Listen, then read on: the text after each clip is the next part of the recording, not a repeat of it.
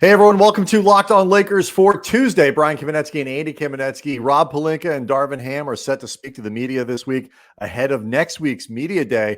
Are we going to get any more insight into what the rotation might look like? Things are a little crowded in that backcourt, Andy. That's next on Locked On Lakers. You are Locked On Lakers, your daily Los Angeles Lakers podcast. Part of the Locked On Podcast Network, your team every day.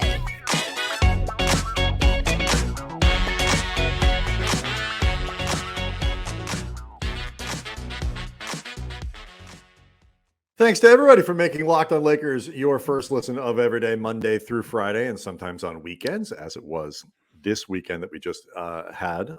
We're always providing fresh Lakers content for the people, Andy. And it's going to start heating up because this week it was announced on Monday afternoon that the Lakers would be having their, sort of normal management pre-media day press conference. That'll be with Rob Pelinka and Darvin Ham on Wednesday. It's a State of the Union, Brian. It is. And the union is disorganized, I think is well, it's unified by guards. It's true. Unified by people 6'5" and under. That's how it's been unified. And so Andy and I will be at that press conference on Wednesday. I'm sure that will make up a huge portion of Thursday and Friday shows as we get into media day next week. I plan to challenge Darvin Ham to a fight. You should. and then after killing that 5 seconds, they'll go on to the press conference. I'm wondering, are you going to ever do this? Maybe you should do, you could get around to that push-up challenge that you had for Pat Riley. Maybe you could do it with Pelinka or Darvin. I will challenge Pat Riley to a push-up contest. The man's like pushing 80. I am not challenging Darvin Ham to a push-up contest. He will smoke me. It's not even I am close. still, just amazed by the squareness and the strength of Darvin Ham's head. Mm-hmm. He has one of the strongest, most just rugged-looking heads I've ever seen. A do not mess with me cinder block of a head. Well, it's the reason, Brian, few people know this. The reason that he survived, everybody knows he was famously shot in the face. It's because the bullet bounced off his face. It just couldn't penetrate his head. It just couldn't get through. Yeah. He really does scream, "Do not bleep with me." There are very few people I would mess with less than Darvin. He's an imposing fella. He is. And so, it's going to be interesting to hear those guys talk because I think people have got questions for both of them. And a lot of the questions that I think are there for Darvin are things that are of Rob's making. Hey, what are you going to do with all 6 of your guards, including, in a normal year, like Lonnie Walker might not play or whatever. Okay, fine. Somebody's going to be left out in the cold, except this is your big free agent by money, standards, the big free agent acquisition that you've made. And it is not good if there's no space for him to play. I think a lot of time, Andy, is going to be spent on the personalities of Schroeder and Beverly and obviously Russ and all of that.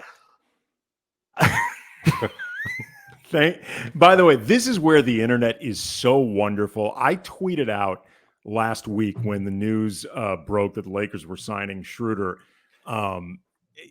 People who are better at Photoshop than me, I tweeted this out at Cam Brothers. Please tweet out an old SI cover. Remember Dwight and Steve Nash? Now this is going to be fun. Turned out it wasn't. It was not. Please tweet out one with Russell Westbrook, Patrick Beverly, and Dennis Schroeder. And God bless the internet. Somebody came through with this lovely photoshopped cover of the 3 of them together. Thank you very much. Yeah. So again, another reminder too of why you really do need to watch the show on YouTube. We are Locked On Lakers on YouTube. So close to 8,000 subscribers. I know. So push us across that finish line, people. We really appreciate it. More, as Kobe says, more. So, I can anticipate what Darvin's going to say about the personality things. I think he is a great coach for that. For the time being, I'm actually less worried about that than I am just the really practical stuff about setting up a rotation and figuring out how exactly are you going to communicate and cut through some of these things and juggle the issues that you have trying to get people on the floor in a way that is coherent and consistent and makes sense. I mean, are you concerned about the personnel? We didn't really talk about it on Monday's show. This question of, you got a lot of big personalities on there, plus LeBron, plus AD. You know, there are a lot of interesting dudes, you know, that need to be balanced here in Darvin Ham's first go as a head coach. It's worth asking. Yeah, I mean, in all honesty, no, at least not right now, in part because, like you said, they have so many basketball questions to figure out that if they can't find ways to make this feasible, you know, how happy everybody is while putting out an unfeasible basketball product is sort of the least of their problems. But also, too, you know, I guess a rare bright side to the continual issue of the construction of these teams. Most of these guys ain't going to be around longer than a year anyway, so there's only so happy you have to make them.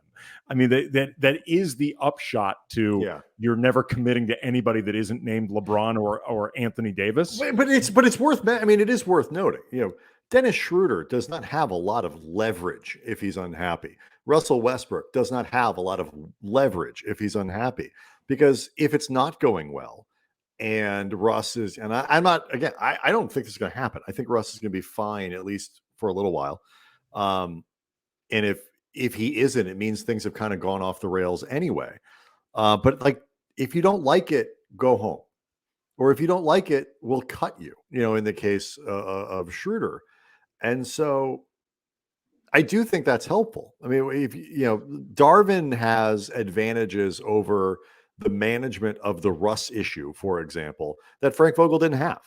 And I think he will use them effectively. Well, I think also, if you're looking for potential reasons for relative optimism with this particular thing, with the moods, you know, LeBron and AD, their mood is going to come with the success of the team, but the two of them are going to get the minutes and the role exactly that they want. But when you start, you know, going down the tree of moodiness, so to speak, the next three guys that you're talking about, Patrick of moodiness, I like that. It's the name of my fourth album. That's right. Wasn't that a Radiohead tour? It should be if it wasn't. It's a reminder that I need to see those guys at some point. But the next three would be Russ, Patrick Beverley, and Dennis Schroeder. And really, those three could get, relatively speaking, roles that they want, or at least minutes that they want, if they are willing to do the things that are asked of them. Patrick Beverley is going to play. Of the three of them, I think Patrick Beverley is pretty much guaranteed to get the role that he wants. He's their primary wing defender. Yeah, but he's also... I'm not making that up. I know you're not, but he's... Well, no, he's... I don't know if he is the primary wing defender as much as he will be primarily defending wings. There's a big difference. But there's a big... No, that's true. You know, there's a big difference between he will primarily be defending wings versus he's the guy that you point at Kawhi. This is one of the questions that I have is that I want to ask Darvin, that I want to ask Rob, is really about that question, because when we talked about it on Monday's show, you know, the reporting around them seeing him as a 3-and-D wing, or a 3-and-D guy who will defend wings. And Patrick Beverley's always guarded up. He's certainly capable of guarding larger people than himself, which is basically everybody. Otherwise, he wouldn't have had a 10-year career. But like you say, like, God is in the details here. Are we talking about Pat Bev guarding players who are 6'3", 6'4", you know, occasionally? Are we talking about him like guarding Paul George? Right. You know, and the other thing, Jason is, Tatum. Right. Patrick Beverley, the last 3 or 4 seasons, has played, you know, between 27 and 22 minutes. Mm-hmm. So, like, there's going to be enough minutes for him anyway. He is not likely expecting to be playing 30-plus minutes. No. So, like, and he's the best two-way guard that they have. So his role is going to be there. the biggest question with him is just, is he going to be healthy enough to actually capitalize on it? Mhm. And then, Schroeder and Russ, I think a lot of this is within their control because they're the most established guards that they have. So, you know what I mean? Like in certain respects, if they're unhappy, there's a pretty good chance that, they need to point the fingers at themselves in this. So, you know what I mean? Like in certain respects, like if you're not going to help yourself, bleep off, man. Like we got things we got to do. So a couple more other questions that I want to ask, and they kind of lend that I'm looking forward to trying to ask or getting answered or whatever on Wednesday when we're all in front of these guys in El Segundo, and it kind of relates to some of the questions that we were talking about on Monday in terms of how exactly are they planning on putting this together, because it is a mismatch roster in a lot of ways. And it's one that people still feel like is evolving, but I'm not sure that last part is actually true. And so we'll talk about that next. Locked On Lakers brought to you by BetOnline, your number one source for all your pro and college football betting needs and sports info this season. Find all the latest football league developments, game matchups, news, and podcasts. This was a wild weekend that we are coming off from. Oh my God. I imagine there were some football. Woo! BetOnline is your continued source for all your sporting wagering information, including live betting, esports, and scores. Find the fastest and easiest way to check in on all your sports and events, including MLB, MMA, boxing, and golf. But we have not forgotten about the Lakers. Locked On Lakers Familia. If you are looking ahead to the 2023 season, want to lay down some early action, the Lakers are currently 6-point underdogs opening the season against Golden State. Maybe ring night proves too distracting for the Warriors to focus. They are getting the Lakers 7-1 odds right now from BetOnline to win the West, only behind the Warriors, Clippers, and Suns. How about that? And should the Lakers win the West, it'll make the 20-1 odds for Darvin Ham getting Coach of the Year a really sweet bet. That's a stone cold lock. Yes, the Lakers win the West. Darvin Ham will be the Coach of the Year. LeBron is probably your MVP at 18-1. I don't know, right Max now. Christie could be your Rookie of the Year. A lot of things have gone right. Or it means Max Christie was never called up once. Right. Head to the website today. Use your mobile device. Learn more about the trends in action. Bet online where the game starts. So we got, as people know, Andy, we like to use the comments on the Locked On Lakers YouTube page as part of the show. We want people to be involved. It's a really great community that's building up over there. And so Janae Thalover or Janae the Lover, depending on if it's like meant to be kind of a license plate almost, or if that's just the person's on name. Janae. Right. I don't know. So, but either way, you can't make sense of our current roster because it's current. They're not finished tweaking. Wait until after the preseason to see our final product. This is both a question that I am 1,000% sure is going to be put to Pelinka, but also one that's I think still very commonly held by a lot of people that look at the Lakers, fans that are following them around. It's this idea that the roster is still very much in flux. And yes, there's way too many guards right now. Even if they're pretty good players, there are too many of them. But it's okay because what they look like now isn't going to be what they look like when training camp breaks and or at Christmas or at the trade deadline, and all of that may be true. But I do think in the short term, and I'll be interested to see how Rob approaches answering these questions, I actually don't think there's a lot of flux left in the roster right now. We had some reports that they brought in guys like Dwayne Bacon, who was a legitimate 6'7", and potentially to fill out that last spot if they want another wing or something like that. And maybe you get a little tweak here and there, but I think in terms of moves that are notable, it's either Russ is going to get traded or he's not, and I don't think Russ is getting traded anytime soon. Well, if it brings Laker fans some solace in terms of just how willing the front office is to go with guard heavy and small guard heavy. There had been a report from Michael Scotto, Hoops Hype, very good reporter, that Isaiah Thomas had worked out along with several other players for the Lakers, including Armani Brooks, Sharif Cooper, Michael Mulder, among others. And Isaiah Thomas retweeted with, "No, I didn't work out for the Lakers, 4 exclamation point. What all caps source told you that?" shaking my head. So look, even the Lakers realize they can run up against the wall with this stuff. Like there's a certain What, point did they just where, decide IT was too tall? I mean, what's the problem? although we should remember Darren Collison's season doesn't begin traditionally until December. It's true. That's when like Target and Walmart and everybody starts putting up their Darren Collison decorations. That's when you really know it's officially started. He puts out the Collison signal. They throw it up into the sky. I at this point, I actually just like if they sign anybody over 6'2", I riot. Like I want them to really lean into this. If you're gonna go hard. Exactly. Like let's just keep everybody real short.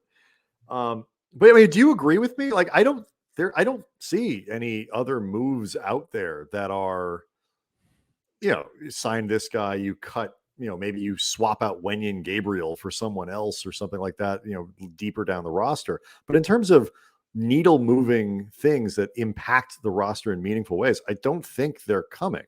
Or at least I would bet against it. No, there's nobody right now out there on the free agent market that you could use another vet min on that would make logical sense for filling a need with this team. Because otherwise, I would like to think that guy would be on the roster because the needs for this team are so incredibly glaring. Like if somebody's obviously out there, either he really doesn't want to play for this team, or they'd have signed him by now.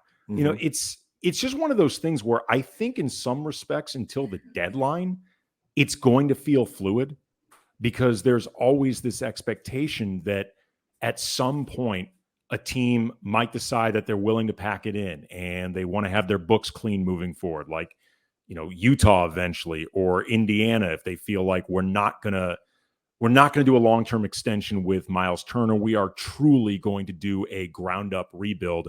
Therefore, Turner and the $19 million Buddy Hield is owed in 23-24 don't make sense. But that might take a month and a half for the Pacers and their octogenarian owner, Herb Simon, who is very much against that sort of thing throughout the course of his ownership. Like, I think that's where it feels unsettled is with Russ.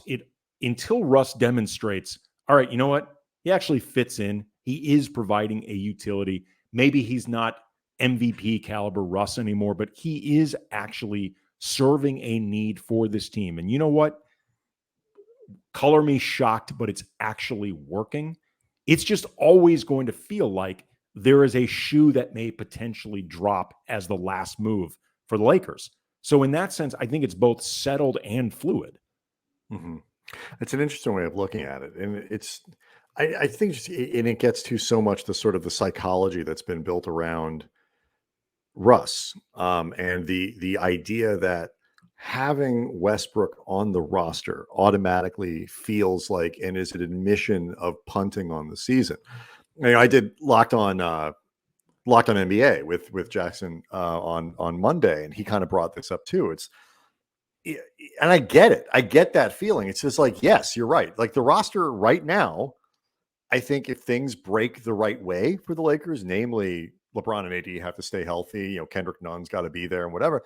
I think, Russ is something better than he was last year. Absolutely. And people know that like they can be competitive, but it's not a championship team. It's not. It's not close given how deep the West is. And so, I get the impulse to be like, the failure to trade Russ is a failure on those lines. But what I told Jackson is the same thing I think that we've been talking about throughout the offseason. Making a bad trade is just like punting, and so at this point, they seem pretty committed to the what's behind door number one plan, which is the stuff that's available to us long-term doesn't do what we want to do. You can make an argument for Miles Turner, Buddy Hield, against that, but certainly the Utah offers, and apparently there's just not some secret deal out there, and so the Lakers are going to weigh the opportunity costs and decide, right, maybe something better is going to come along, or if and functionally it's frustrating to fans But in terms of where they'll actually finish in the Western Conference, it's not worse.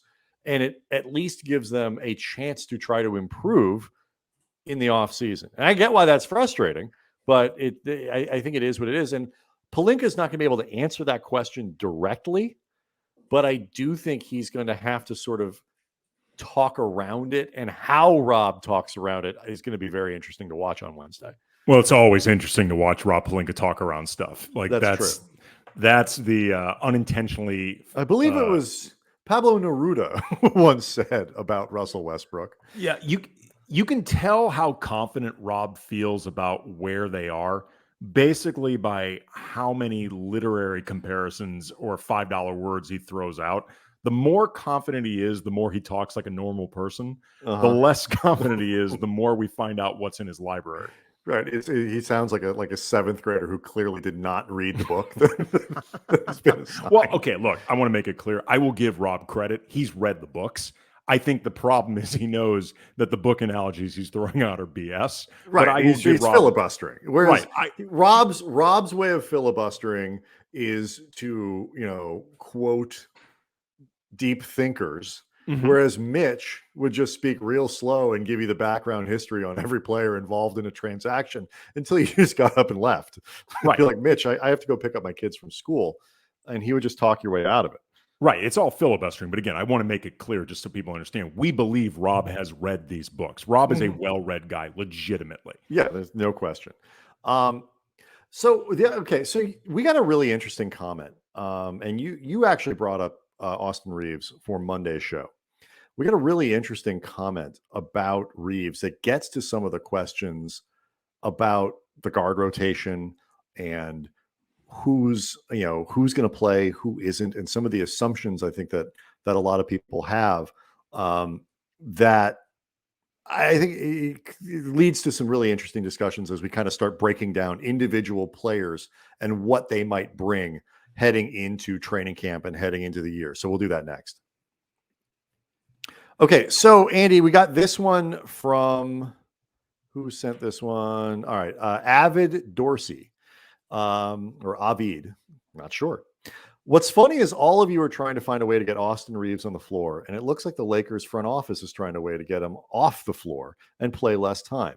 All caps now coming, Andy. Imagine a championship contender with undrafted second-year player that can't shoot or play good defense in the starting lineup. End caps. The truth of the matter is I don't think AR is going to see much playing time. Why sign Walker if you think Reeves is as good as some fans think he is?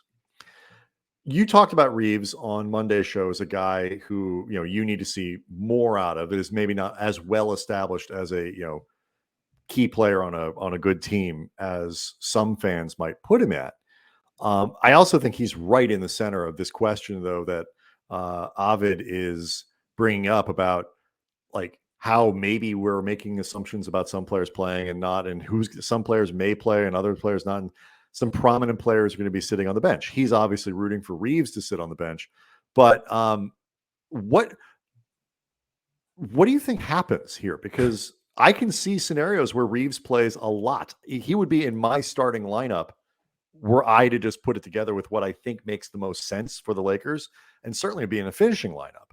But I could also see situations where he plays 7 minutes a game.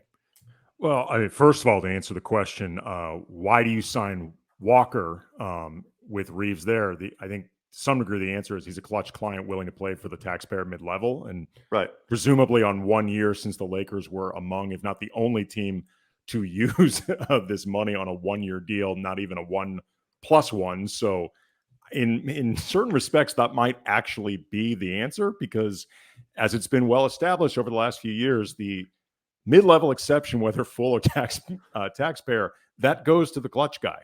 Yep. I mean, that's the pattern until somebody can demonstrate otherwise. But also, to be honest, in terms of like positionality and players, I think signing Lonnie Walker was much more hedging your bets about Kendrick Nunn not being available, or maybe Russ getting traded. Trying to replace Malik Monk. The skill set, the instant offense of Malik Monk. Right.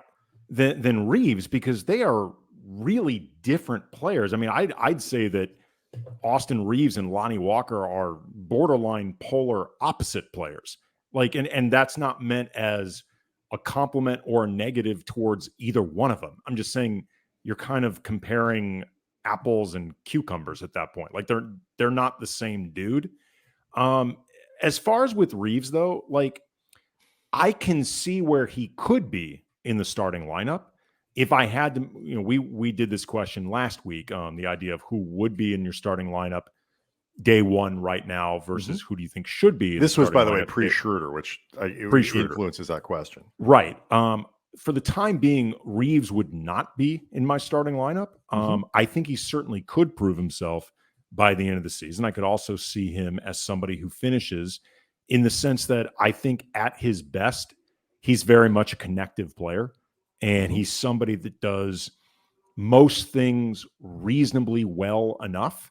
And that type of connectivity can be very useful with high-end players like LeBron and Anthony Davis, who don't necessarily need much help with the big skill things. They need help a lot of times just keeping the trains running and having guys in the right place, knowing the right pass to make at a certain time, that sort of thing. And I think Reeves is good at that.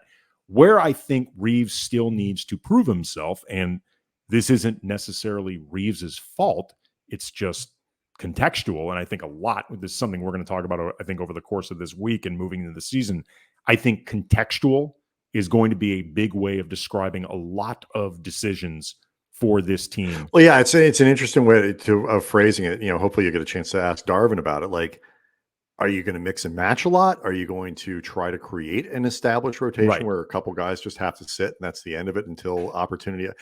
There's a lot of ways to do this. But the specific context, though, I was referring to with Reeves is just, is he at the level that he can play as a connective player in high leverage moments for a team that is legitimately competitive versus was he a guy last season that was a very bright spot in what was otherwise arguably the most disappointing season in Lakers franchise history? And I don't even mean that to take away from him, because I think Austin Reeves is a rotation player. I do. I'm convinced that he is a rotation player. But how much he actually can contribute for what is supposed to be an elite rotation, I think that still remains to be seen. Yeah, and I think of him as a guy who actually offers more to better teams. So if those guys are healthy, my answer to that is I to what you're talking about. In the absence of a guy on the bench who is obviously a shooter, obviously somebody that you can put out base. If you're going to start Pat Bev, they can say whatever they want. Starting Pat Bev and Kendrick Nunn in the same backcourt, I think you are creating potential defensive problems. You're giving up a lot of size right off the jump. But maybe you can make that up with, LeBron, AD, and your center, because that's a lot of length there and a lot of size there. So maybe you can make that up. And, the context of the players you're talking about, and I think the challenge for Ham is, how do you maximize all of these guys when none of them kind of stick out as obvious plays here, obvious plays with that guy, obvious plays for this type of lineup? This is a problem with the roster construction. This is where the Lakers have put themselves. They had a problem with it last year. They have a problem with it this year, where there's no hierarchy. There's no way to look at this roster and say, here's the clearly defined way to use these guys and get the most out of them. And, because you go from the two top guys to a bunch of dudes in the middle that are in a lot of ways redundant, flawed, and the flaws don't always match up. The qualities don't always match up. And so what I like about Reeves is that in sort of the absence of a knockdown shooter that would otherwise obviously play that position, I feel like he is a player who is good at a lot of things. And what this rotation, or even solid at a lot of things. Yeah, that's what, but he doesn't, he will work in the defensive system with everybody because he makes good decisions on that side of the ball, reads the floor well, whatever. So it makes him very adaptable to play with other players. while the shooting, no question, needs work. He is not a 3-and-D guy, because his D isn't that established, but the 3 isn't there. Right. But what he also does offensively is he, again, makes good choices. And so when LeBron and Anthony Davis are on the floor, you don't need Reeves to be doing, yeoman's work and all this. So I actually think he fits better with the better players, which gives Possibly. him and so, but that's kind of the issue here is how do you match everybody's skill set to the right guy when you can only play 5 guys at a time? Well, you know what? And you have 6 guys who play 2 positions. Here's the thing. A lot of these guys, I think, in certain respects, have it in their control to break the tie. Mhm. Like, for example, if Austin Reeves, Lonnie Walker, Juan Toscano-Anderson in terms of percentage, but also volume, or Troy Brown Jr. percentage, but also especially volume, they can become better outside shooters. They may start breaking some ties because that is going to start giving them more utility. If Russ, Lonnie Walker, I think maybe to a lesser but still notable degree because of the way certain things went in his second season in Miami, Kendrick Nunn, if they can become better defenders, they will start breaking some ties. Like, for all the talk you and I have both had with Lonnie Walker, and he is a scorer. He's somebody that looks to score. He's very athletic. He can attack, but his outside shot, the more he's taken it, the worse he's gotten. Defensively, he has been really problematic. He has a real opportunity by just improving his shot, improving his defense, purely by virtue of size. He's one of the biggest guards on this team. So if he can start improving that defense, improving the outside shot, he may start being able to get floor time that other guys can't get by virtue of just being 3 inches taller than certain guys. And look, and more athletic. He's super we all know, athletic. LeBron played 37 minutes a game last night. They do not want him playing last year. They do not want him anywhere near that this year. So if you can get that down to 33, 34, that opens up some time. That AD is around 35 minutes a night, but Pat Bev is hurt all the time. There's incentive to keep his minutes manageable, to try to keep him on the floor. Kendrick Nunn, they're going to be, I think, careful with him at the beginning of the year to keep him on the floor. So there are a couple guys that can do it, and so we'll see how it goes. There's some of these things will naturally work themselves out, but it's going to be interesting on Wednesday to see how they lay it out going into training camp, what the parameters are that they point to as we start this process. It's not going to stay that way, but kind of laying the stakes down. But kind of fascinating to see it. So we'll see how that goes. Locked On Lakers on YouTube is where you go to watch the show.